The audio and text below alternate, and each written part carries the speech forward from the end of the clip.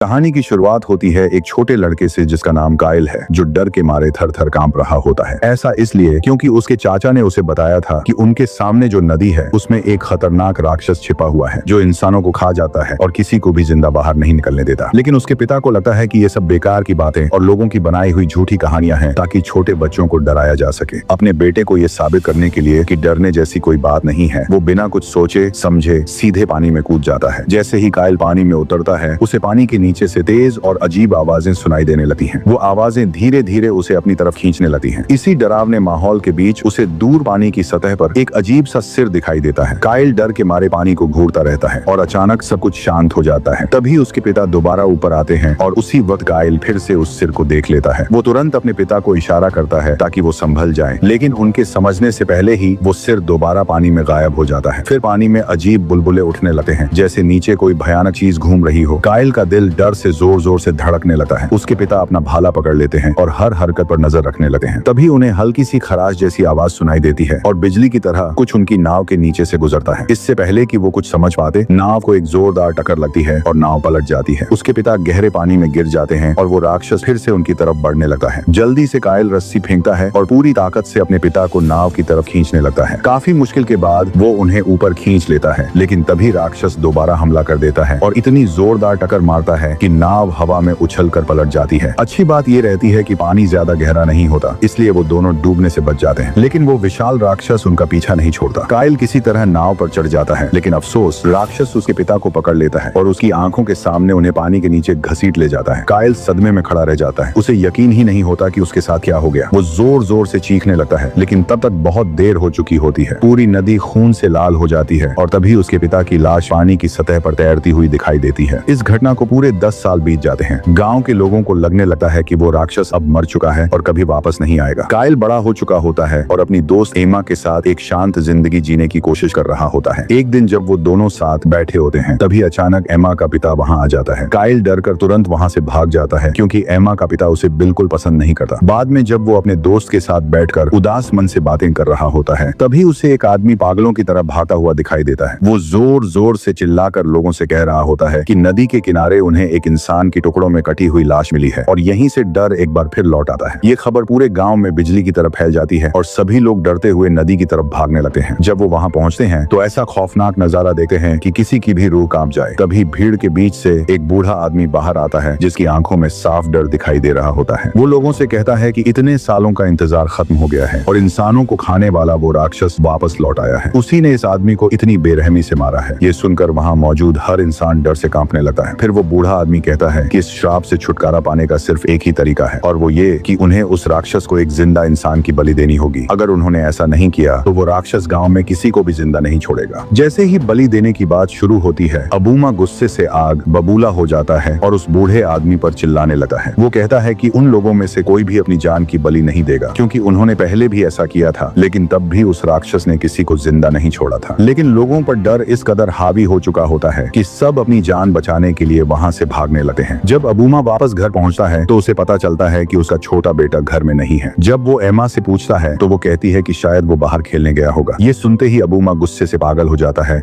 और एमा को तुरंत अपने भाई को ढूंढ कर लाने के लिए कहता है। मजबूरी में एमा उसे ढूंढने निकलती है और चलते चलते उसके कदम उस डरावनी नदी के किनारे तक पहुंच जाते हैं, लेकिन वहां उसे उसका कोई निशान नहीं मिलता। जब वो वापस गांव लौटकर सबको ये बात बताती है तो सभी लोग घबराकर नदी की तरफ दौड़ पड़ते हैं और जोर जोर से उस बच्चे को आवाज देने लगते हैं। तभी वहाँ खड़ा एक लड़का पानी में कुछ अजीब हलचल की आवाज सुनता है। जैसे ही कायल वहाँ पहुँचता है और सामने का नजारा देखता है, डर से उसके रोंगटे खड़े हो जाते हैं क्योंकि एमा के छोटे भाई की लाश नदी के बीचों बीच तैर रही होती है। ये देखते ही उसका पिता उसकी तरफ दौड़ता है, लेकिन अफसोस तब तक बहुत देर हो चुकी होती है। जब वो अपने बेटे की बुरी तरह कटी हुई लाश देखता है तो पागलों की तरह चीखने लगता है। एमा इस सदमे को बर्दाश्त नहीं कर पाती और डर के मारे बेहोश होकर गिर जाती है। गाँव के लोग आपस में फुसफुसाने लगते हैं और कहते हैं कि नदी की आत्मा एक बार फिर बदला लेने लौट आई है। उसी दिन गाँव वाले एक अजीब काले रंग की मूर्ति के आसपास इकट्ठा होते हैं और किसी अंधेरी शक्ति को बुलाने के लिए मंत्र पढ़ने लगते हैं ताकि वो उन्हें बचा सके। तभी एमा का पिता गुस्से में वहाँ पहुँच जाता है। वो इतना भड़का हुआ होता है कि बिना कुछ सोचे उस बूढ़े आदमी को धक्का दे देता है और उस काली मूर्ति को जमीन पर गिरा देता है। बूढ़ा आदमी उससे हाथ जोड़कर कहता है कि अगर उन्होंने बलि नहीं दी तो वो आत्मा उन सबको मार डालेगी। लेकिन अबूमा लगातार उन पर चिल्लाता रहता है और कहता है कि ये सब झूठ है, कोई आत्मा व आत्मा नहीं होती, ये बस एक भूखा राक्षस है और कुछ नहीं। लेकिन वहाँ कोई उसकी बात पर भरोसा नहीं करता क्योंकि सच की आवाज अक्सर कमजोर पड़ जाती है। गाँव वाले उसे पकड़कर बांध देते हैं और एक अंधेरे कमरे में बंद कर देते हैं। रात होते ही पूरे गाँव में डरावना सन्नाटा छा जाता है। अबूमा उसी कमरे में बंधा हुआ अकेला बैठा अपने बेटे को याद करके रो रहा होता है। तभी अचानक उसे पीछे अंधेरे में से एक अजीब और डरावनी आवाज सुनाई देती है, जैसे कोई उसका नाम लेकर उसे बुला रहा हो। जैसे ही वो पीछे मुड़कर देखता है, उसे एहसास हो जाता है कि वो आवाज किसी इंसान की नहीं है। वो डरकर खुद को छुड़ाने की कोशिश करता है, लेकिन रस्सियां बहुत मजबूत होती हैं। इससे पहले कि वो कुछ कर पाता, अंधेरे में से डरावने हाथ निकलते हैं और उसका सिर जोर से पकड़ लेते हैं। अगले ही पल वो भयानक राक्षस उसके सामने दिखाई देता है। जैसे ही वो राक्षस सामने आता है, वो अपने नुकीले पंजों से अबूमा पर हमला कर देता है और एक ही झटके में उसका सिर धड़ से अलग कर देता है और इसी के साथ वो उसे बेरहमी से मार डालता है। अगली सुबह एमा अपने पिता के लिए खाना लेकर उस कमरे की तरफ जाती है, लेकिन वहाँ पहुँचते ही वो ऐसा खौफनाक मंजर देखती है जो किसी बुरे सपने से भी ज्यादा डरावना होता है। उसके पिता की लाश अब भी रस्सियों से बंधी हुई होती है, लेकिन उसका सिर गायब होता है। ये देखकर एमा डर से कांपने लगती है। थोड़ी ही देर में ये खबर पूरे गाँव में आग की तरह फैल जाती है। गाँव के लोग डर के मारे सोचने समझने की हालत में नहीं रहते। तभी वो बूढ़ा आदमी इस मौके का फायदा उठाता है और लोगों के दिमाग में और ज्यादा डर और अंधविश्वास भरने लगता है। वो बूढ़ा आदमी गांव के बाद बीच में साफ साफ कहता है कि उस राक्षस का गुस्सा सिर्फ एक नई बलि देने से शांत होगा और इस बार वो बेचारी एमा को चुनता है, जिसने पहले ही अपने पूरे परिवार को खो दिया होता है, ताकि उसे उस राक्षस की बलि बनाया जा सके। गाँव वाले भी डर के मारे उसकी बात मान लेते हैं और कोई भी विरोध नहीं करता। वो लोग एमा को जबरदस्ती बांध देते हैं और उसे लाल रंग की ड्रेस पहनाते हैं, जैसे वो अपनी शादी में जा रही हो। फिर उसे एक छोटी नाव में बैठाकर नदी के बीचों बीच छोड़ देते हैं। जैसे ही काइल को ये सब पता चलता है, वो अपने पिता का बदला लेने के लिए खुद को तैयार करने लगता है। वो एक बेहद नुकीला भाला बनाता है और साथ ही एक बड़े गुलेल जैसा हथियार भी तैयार करता है, जिससे दूर तक पत्थर फेंके जा सके। फिर वो अपने दोस्तों को इकट्ठा करता है ताकि मिलकर उस राक्षस को खत्म किया जा सके। उधर जब एमा को अकेला नदी में छोड़ दिया जाता है, उसी वक्त काइल और उसके दोस्त पानी में उतर जाते हैं। तभी अचानक उन्हें पानी के अंदर से अजीब सी हलचल की आवाज सुनाई देती है। काइल तुरंत सबको पानी से दूर रहने के लिए कहता है, लेकिन तभी एक लड़का बहादुरी दिखाने के चक्कर में सीधे पानी में कूद जाता है। थोड़ी देर बाद वो वापस ऊपर आता है और हंसते हुए कहता है कि नीचे कुछ भी नहीं है और सब लोग बेवजह डर रहे हैं। वो मजाक में डूबने की एक्टिंग करने लगता है ताकि बाकी लोग डर जाएं। सभी लोग उसे ऊपर आने के लिए चिल्लाने लगते हैं, लेकिन तभी अचानक कोई चीज उसे पानी के नीचे खींच लेती है। कुछ ही सेकंड में पानी फिर से खून से भरने लगता है और अचानक उस लड़के का कटा हुआ सिर, जो पूरी तरह खून से लथपथ होता है, आकर नाव के बीच में गिरता है। ये देखकर वहाँ मौजूद सभी लोग डर से कांप उठते हैं। उसी समय अचानक पानी जोर से फटा है और उसमें से वो विशाल राक्षस बाहर निकल आता है। वो सीधा नाव पर हमला कर देता है और एक बड़ी छलांग लगाकर गायब हो जाता है। इससे पहले कि कोई समझ पाता कि वो गया कहाँ, वो अचानक वापस आता है और काइल के एक दोस्त को पकड़कर पानी के नीचे खींच ले जाता है। फिर सबकी आंखों के सामने उसे खा जाता है। इसके बाद वो तेजी से घूमकर एमा पर हमला करने दौड़ता है, लेकिन काइल वक्त रहते उसे बचा लेता है और राक्षस पर अपना भाला फेंक देता है। भाला लगने के बाद भी उस राक्षस पर ज्यादा असर नहीं होता, क्योंकि वो बेहद खतरनाक और खून का प्यासा होता है। लोग उसे जो भी मारते हैं, उसका उस पर कोई खास असर नहीं पड़ता। आखिर में वो लोग उस पर एक बड़ा जाल फेंकने की कोशिश करते हैं, लेकिन राक्षस बड़ी चालाकी से बच निकलता है और फिर से पानी में गायब हो जाता है। इस हमले के बाद नाव में खड़े सभी लोगों के दिल में डर बैठ जाता है। उन्हें लगने लगता है कि नदी में उतरने का फैसला उनकी जिंदगी की सबसे बड़ी गलती थी। तभी उनमें से एक लड़का डर के मारे टूट जाता है और चुपके से नाव से भाग निकलता है। वो जंगल की तरफ भागता है क्योंकि उसे लगता है कि वो अपनी जान बचा लेगा, लेकिन उसे नहीं पता होता कि मौत उसका पीछा कर रही है। वो लगातार अंधेरे जंगल और पेड़ों के बीच भागता रहता है जब तक कि वो एक छोटे पानी के बहाव के पास नहीं पहुंच जाता। वहां पहुंचते ही उसे अपने पीछे कुछ सरसराहट सुनाई देती है। जैसे ही वो पीछे मुड़कर देखता है, उसके सामने वही राक्षस खड़ा होता है। अगले ही पल वो राक्षस उस पर टूट पड़ता है और उसे टुकड़ों में काट देता है। दूसरी तरफ काइल और उसके दोस्त अब भी नाव पर डटे रहते हैं। डर के बावजूद काइल हार नहीं मानता और एक बहुत चालाक योजना बनाना शुरू करता है ताकि इस बार राक्षस ऐसा फंसे कि बचकर निकल ही ना पाए। सभी लोग इंतजार करने लगते हैं कि राक्षस दोबारा कब दिखाई देगा। जैसे ही रात गहराने लगती है, राक्षस पानी से बाहर निकलता है और गांव में घुस आता है। वहां वो एक मूर्ति पर हमला कर देता है जिसे काइल ने उसे धोखा देने के लिए रखा होता है। जैसे ही राक्षस सामने आता है, काइल अपने दोस्तों को इशारा करता है और सभी लोग जल्दी से दरवाजे बंद करके उसे जाल में फंसाने की कोशिश करते हैं। लेकिन राक्षस इतना आसान नहीं होता। वो पूरी ताकत से मुकाबला करने लगता है और शुरुआत में उनकी हर कोशिश नाकाम हो जाती है। फिर राक्षस अपने डरावने हमले शुरू कर देता है और काइल के दोस्तों पर टूट पड़ता है। चारों तरफ से उस पर तीरों की बारिश होने लगती है। दर्द और गुस्से में उसकी चीखें पूरे गांव को हिला देती हैं। वो घरों की दीवारें तोड़ने की कोशिश करता है, लेकिन सफल नहीं हो पाता। तभी काइल सही मौका देकर एक मजबूत रस्सी खींचता है और उसी पल राक्षस एक लोहे के पिंजरे में गिर जाता है। आखिरकार वो उसे उस पिंजरे के अंदर कैद करने में कामयाब हो जाते हैं और फिर काइल और उसके दोस्त उस पिंजरे को, जिसमें वो राक्षस कैद था, पूरे गांव के सामने घसीट कर ले आते हैं। लेकिन इस बार लोगों की आंखों में डर नहीं, बल्कि जीत का घमंड और खुशी दिखाई दे रही रही होती है। जैसे ही गांव वाले उस शैतान को पिंजरे में कैद और तड़पता हुआ देखते हैं, वो खुशी से झूमने लगते हैं। पूरा गांव फैसला करता है कि सूरज निकलते ही उस राक्षस को जिंदा जला दिया जाएगा। इसी खुशी के माहौल के बीच वो बूढ़ा आदमी एक बार फिर सामने आता है और जोर जोर से चिल्लाकर लोगों को समझाने की कोशिश करता है। वो कहता है, ना जो भी, कि ये कोई साधारण राक्षस नहीं बल्कि पुरखों का श्राप है, और अगर इसे ऐसे कैद करके रखा गया तो पूरा गांव तबाह हो जाएगा। लेकिन जीत की खुशी में डूबे लोग उसकी एक भी बात सुनने को तैयार नहीं होते। मजबूर होकर वो बूढ़ा आदमी वहाँ से भाग जाता है। लेकिन अफसोस, वो रात अभी खत्म नहीं हुई थी। गांव में जश्न चल रहा होता है, तभी अचानक खेल पलट जाता है। वो बूढ़ा आदमी वापस पिंजरे के पास जाता है ताकि राक्षस को आजाद कर सके, लेकिन वहाँ पहुंचकर उसके होश उड़ जाते हैं। पिंजरा पूरी तरह खाली होता है। वो राक्षस अपनी भयानक ताकत से पिंजरा तोड़कर भाग चुका होता है। जैसे ही बूढ़ा आदमी लोगों को चेतावनी देने के लिए पीछे मुड़ता है, डर से उसका शरीर कांपने लगता है, क्योंकि वो राक्षस ठीक उसके पीछे खड़ा होता है। इससे पहले कि वो कुछ बोल पाता, राक्षस अपने नुकीले पंजों से उसके शरीर को 2 टुकड़ों में चीर देता है। इसके बाद वो राक्षस गांव के अंदर घुस जाता है। उस वक्त पूरा गांव गहरी नींद में सो रहा होता है और किसी को अंदाजा तक नहीं होता कि आज उनकी आखिरी रात बनने वाली है। राक्षस एक एक करके लोगों का शिकार करना शुरू कर देता है और कोई भी उससे बच नहीं पाता। इसी अफरा तफरी के बीच कायल का सबसे करीबी दोस्त उस राक्षस को देख लेता है और चीखते हुए उस पर हमला कर देता है। लेकिन राक्षस कुछ ही सेकंड में उसे बुरी तरह तोड़ देता है और अपने पंजे उसके शरीर में घुसा देता है। वो कायल की आंखों के सामने तड़प तड़प कर मर जाता है। अगली सुबह जब सूरज निकलता है तो पूरा गांव मौत के मैदान में बदल चुका होता है। हर तरफ सिर्फ लाशें पड़ी होती हैं, जैसे एक ही रात में पूरा गांव दुनिया से मिटा दिया गया हो। जैसे ही कायल अपने दोस्त की लाश देखता है, उसके अंदर बदले की आग पहले से भी ज्यादा भड़क उठती है। वो फैसला कर लेता है कि अब वो तब तक चैन से नहीं बैठेगा जब तक उस राक्षस को खत्म नहीं कर देता। बिना एक पल गंवाए वो अपने बचे हुए दोस्तों को इकट्ठा करता है और सब मिलकर नाव लेकर मौत की उस नदी की तरफ निकल पड़ते हैं। लेकिन इस बार वो अकेला नहीं होता, पूरा गांव उसके साथ खड़ा होता है और सब लोग इस आखिरी लड़ाई के लिए तैयार होते हैं। जैसे ही नाव नदी के बीच पहुंचती है, कायल बिना कुछ सोचे सीधे पानी में छलांग लगा देता है और उसके हाथ में उसका भाला मजबूती से पकड़ा होता है। तभी अचानक वो भयानक राक्षस पानी के नीचे से निकलकर उसके सामने आ जाता है और दोनों के बीच खतरनाक लड़ाई शुरू हो जाती है। लेकिन अफसोस, राक्षस की ताकत कायल से कहीं ज्यादा होती है और उसका भाला उस पर कोई असर नहीं कर पाता। तभी राक्षस एक जोरदार हमला करता है, जिससे कायल हवा में उछलकर वापस नाव पर जा गिरता है। वहाँ मौजूद लोग जल्दी से उसे पकड़कर ऊपर खींच लेते हैं। दूसरी तरफ वो राक्षस पूरी रफ्तार से उनकी तरफ बढ़ने लगता है। कायल अब भी अपना भाला कसकर पकड़े रहता है और किसी भी हालात के लिए तैयार होता है। उसके दोस्त लगातार उस राक्षस पर तीर चलाने लगते हैं, लेकिन राक्षस बेरहमी से नाव पर मौजूद लोगों को मारना शुरू कर देता है। वो एक एक करके सबको खत्म करता जाता है और उसके अंदर जरा भी दया नहीं होती। धीरे धीरे पूरी नाव खून से भर जाती है और आखिर में वहाँ सिर्फ कायल और एमा ही बचते हैं। कायल अपनी बची हुई ताकत से चाकू लेकर राक्षस पर हमला करने की कोशिश करता है, लेकिन राक्षस उसे इतनी जोरदार लात मारता है कि वो जमीन पर जा गिरता है। अब कायल पूरी तरह थक चुका होता है और उसके अंदर खड़े होने तक की ताकत नहीं बचती। राक्षस इसी मौके का फायदा उठाकर उस पर हमला करने दौड़ता है, लेकिन तभी उसके 2 दोस्त अपनी जान की परवाह किए बिना राक्षस को पकड़ लेते हैं ताकि कायल बच सके। अगले ही पल वो दोनों राक्षस के हाथों मारे जाते हैं। ये सब अपनी आंखों के सामने देखकर कायल के अंदर गुस्से की आग और भड़क उठती है। वो पूरी ताकत से छलांग लगाता है और सीधे राक्षस के ऊपर टूट पड़ता है। फिर वो अपने चाकू से उसे लगातार गोदना शुरू कर देता है, लेकिन इतनी सारी चोटों के बाद भी वो राक्षस रुकने का नाम नहीं लेता। तभी कायल पूरी ताकत से अपना चाकू उस राक्षस की आंख में घोंप देता है। दर्द से वो राक्षस जोर जोर से चीखने लगा है और कायल को अपने साथ पकड़कर सीधे पानी में कूद जाता है। एमा ये सब देखकर सदमे में खड़ी रह जाती है। उसे लगने लगता है कि अब सब खत्म हो चुका है और कायल भी मर गया। लेकिन तभी अचानक पानी जोर से फटा है और कायल बाहर निकलता है। उसके हाथ में उस राक्षस का कटा हुआ सिर होता है। आखिरकार वो हमेशा के लिए उस खौफनाक राक्षस और इस डरावने सपने का अंत कर देता है। हालांकि उन्होंने आखिर में जीत हासिल कर ली होती है, लेकिन उनके दिलों में दुख अब भी बाकी रहता है, क्योंकि इस लड़ाई में उन्होंने अपने लगभग सभी दोस्तों को खो दिया होता है। लेकिन जैसे ही गांव वाले उस राक्षस का कटा हुआ सिर देखते हैं, उनके चेहरों पर फिर से उम्मीद और सुकून लौट आता है। उन्हें महसूस होता है कि कई सालों से जो डर उनके दिलों पर बोझ बनकर बैठा था, वो आखिरकार हमेशा के लिए खत्म हो चुका है। और इसी के साथ कहानी यहीं पर खत्म होती है। अगर आपको ये वीडियो अच्छा लगा तो वीडियो को लाइक और एक प्यारा सा कमेंट करना ना भूलें। Thanks for watching.